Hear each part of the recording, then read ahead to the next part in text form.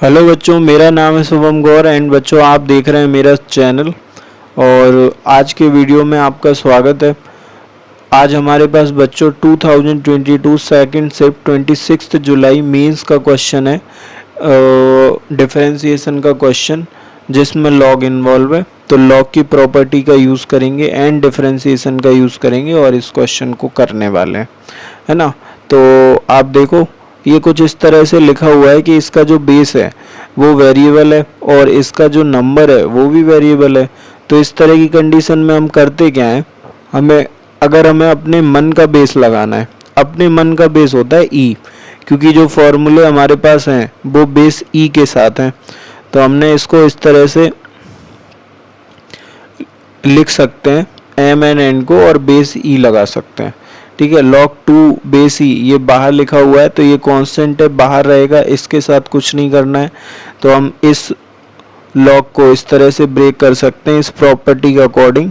तो log 2 base ई ये बाहर हो गया और d y d x of log cosec x हो जाएगा बेटा, और डिनोमिनेटर में log cos x हो जाएगा। इसका बेस ई है, अंडरस्टूड है, मैं लिख नहीं रहा हूँ बट मैं बोल रहा हूँ कि उसका बेस ई है। तो ये ऐसे हो गया। अब ये एफ वाई जी वाला रूल यहाँ पे लगेगा जब दो एक्सप्रेशन डिवाइड में दे रखे हों, दो फंक्शन डिवाइड में दे रखे हों, तब हम ऐसा कर रहे होते हैं। तो हमें क्या करना है, log 2 फिर से अलग से रखा हुआ है तो उसको एज इट इज रख लो, फिर लगा लो ब्रैकेट आप। ठीक है, तो जी को आपको एज इट इज लिखना है, तो log cos x आ गया। फिर आपको करना है f का डिफरेंशिएशन। तो जब आप log cosec x का डिफरेंशिएशन करोगे ना, तो आप cosec x को कुछ देर के लिए x मान लेना, तो log x का 1/x होता है। तो इधर आ जाएगा इनटू में 1/cosec x, ये आ गया। बट जिसको आपने x मान के उसका डिफरेंशिएशन कर दिया वो x था नहीं, तो उसका फिर होगा, तो cosec x का माइनस cosec x इंटू क्या हो जाएगा, cot x हो जाएगा। तो ऐसा करने से क्या हुआ, ये cosec x कट गया और ये जो माइनस है वो एकदम आगे आ जाएगा।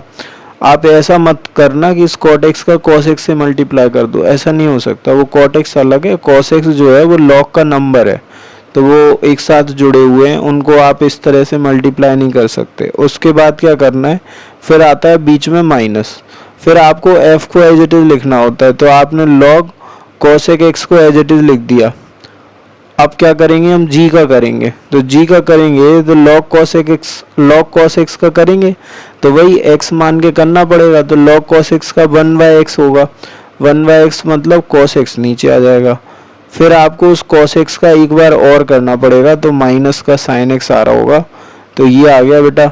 और फिर इसके अपॉन में आप समझो क्या आएगा, इसके अपॉन में g का स्क्वायर आता है, g का स्क्वायर मतलब log cos x का स्क्वायर आ जाएगा। तो ये इसका डिफरेंशिएशन कंप्लीट हो चुका है। ठीक है, अब कुछ नहीं करना, वैल्यू पुटिंग करनी है हमें। ठीक है, तो देखो ये माइनस माइनस हो जाएगा प्लस, और ये माइनस आएगा आगे, और हमें वैल्यू लिखनी है π/4। तो अगर हमने यहाँ π/4 डाला तो cos π/4 हमें पता है 1/√2 होता है, तो मैं सीधा वैल्यू लिख रहा हूँ log 2 बेस ई, ये तो आगे है। ठीक है, तो इधर आ गया log 1/√2, ये मैंने लिख लिया। ठीक है, और ये cot x है, cot के अंदर अगर आपने x में π/4 लिखा तो वो 1 हो जाएगा, और ये माइनस आगे आ चुका है तो मैं इस माइनस को आगे लगा रहा हूँ।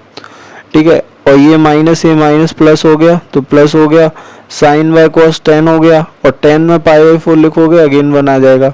cosec के अंदर अगर आप π/4 लिखोगे तो वो √2 आ जाएगा, तो प्लस का क्या आ गया, log √2 आ गया, ये आ गया। अब हम आ जाते हैं डिनोमिनेटर पे। तो डिनोमिनेटर में cos x लिखा है, यहाँ पे आपने π/4 लिखा तो log 1/√2 आएगा, बट उसका क्या होगा, स्क्वायर होगा। तो log 1/√2 का आपको क्या करना है, log 1/√2 का आपको स्क्वायर करना है, होल पे स्क्वायर लगा हुआ है, ये ऐसे। ठीक है, अब इधर log m/n लगेगा, तो आपको ये ऐसे दिखना चाहिए, माइनस बाहर log 1 माइनस का log √2।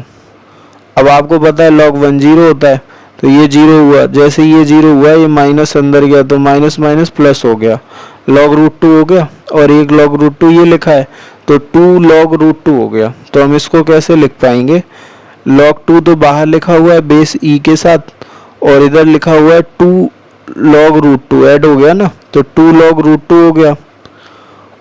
तो उस रूट टू को हम 2 की पावर 1/2 लिख सकते हैं, और इस 1/2 को हम आगे ला सकते हैं log m की पावर n वाली प्रॉपर्टी से, जो बोलती है कि n आगे आ जाता है, तो ये पावर आगे आ जाती है। उस 2 का इस 1/2 से मल्टीप्लाई होगा तो 1 बचेगा, ठीक है। तो यहाँ पे log 2 बचेगा। नीचे देखो आप, अभी हमने इसको ब्रेक किया था log 1/√2 को, तो इधर अंदर 0 बनता है, तो माइनस का log रूट टू आता है, बट उस पे स्क्वायर लगाए, तो माइनस पे जब स्क्वायर लगाओगे आप, इस माइनस पे जब स्क्वायर लगाओगे तो क्या वो पॉजिटिव हो जाएगा, तो यहाँ पे आ जाएगा log स्क्वायर रूट टू, ये ऐसे आ जाने वाला है, ठीक है।